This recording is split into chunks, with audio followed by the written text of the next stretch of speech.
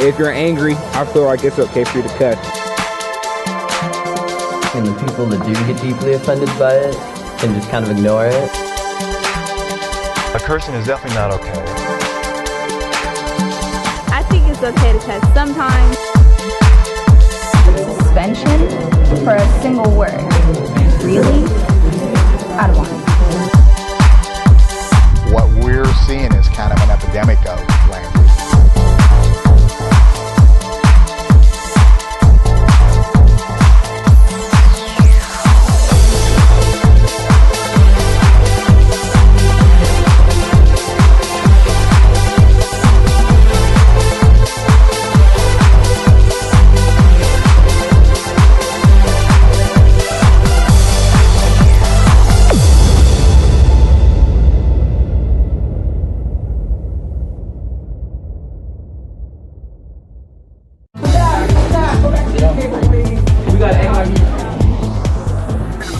In this science class, this is a day for experiments or testing.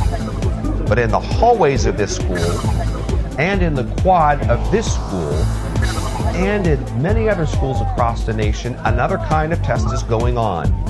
The test of how far is too far with the words that come out of your mouth.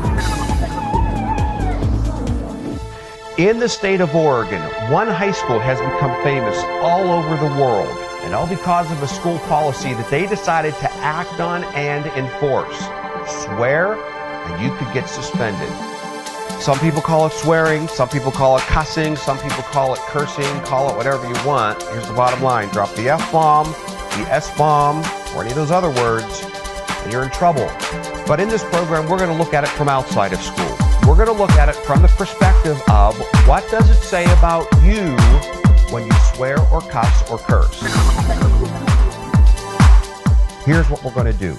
We're going to start in the medium-sized town of Albany, Oregon, where this whole issue was brought into national and international focus.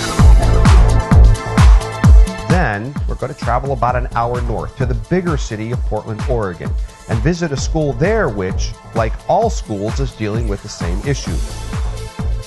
One of the other things we'll do throughout this program is talk to some of the students in these schools to get their opinion on what for now we'll just call swearing. Depend on the situation. Like, if you're angry, I feel like it's okay for you to cuss. But if you cussing just to cuss, it's not cool. You don't need to cuss at people because they make you mad.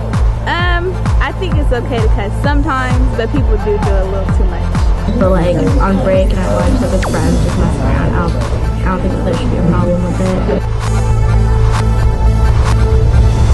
You know, I was a coach for 25 years. I've been around the language my whole life. It's not something that I haven't heard, and if I'm totally honest, that I haven't used when I was younger. What we're seeing is kind of an epidemic of language, and we're just trying to say, let's think about what we're saying before we say it. That's Brent Belleville, a new first-year principal at the high school.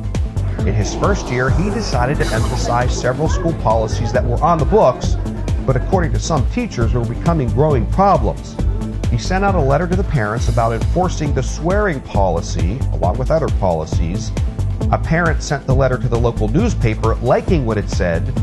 The local newspaper did an article. That article was seen all over the world because of the internet, and then it was everywhere. TV stations started covering the issue, and it exploded as something that needed national attention. Because of anger inside of you, then the experts say you have got to deal with it. You have got to figure out what's making you so angry inside. Otherwise, not only the swearing will become an issue, but as time goes on, a lot of other issues will come up that could potentially ruin your life. One gets frustrated every once in a while, just need to let it out. So, yeah.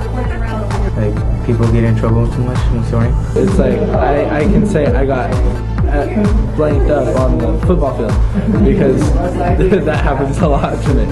But and you're saying it's cool to say that? It's not really cool. It's just common language that I've heard a lot, and it seems normal to me. Right.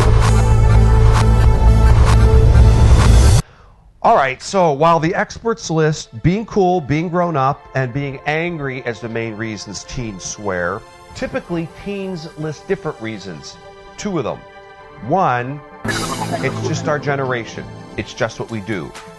And two, it's our freedom of speech right to say whatever we want. You can't tell us how to talk.